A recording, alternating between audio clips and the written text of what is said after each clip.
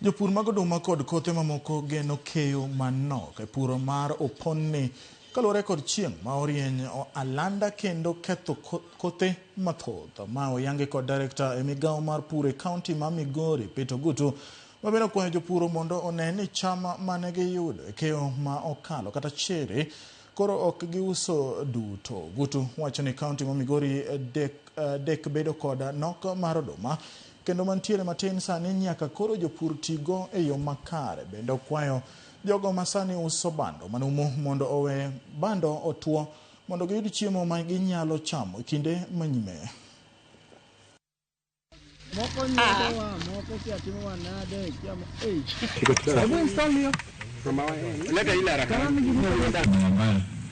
So what next after this? Oro bedo mang'eny sana kendo ma waneno kadhi miyo chambwa tho sana. Jopur nigi tabu mang'eny nikech cham mane gipidho e season ma sani ni mwaluongo ni short range season nenore ni ok dhi timo maber kaluwore gi oro mowuok matek.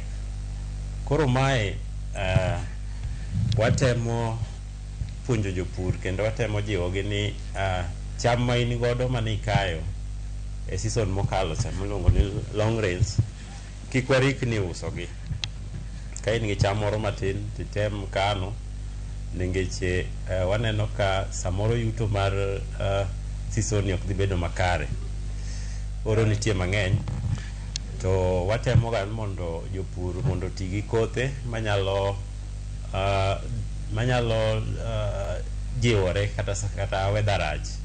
Mane momiyo wan ka kaonti wachiwo ga hybrid seeds kata kothe manyasani manyalo timo maber kata ka conditions ok ber. To kendo watemo jiwo jopur kendo mondo opur gik machalo kaka marieba kata rabuon ma iyudo ka seche ma oro ng'eny kaka sani to pod ok nyal ketho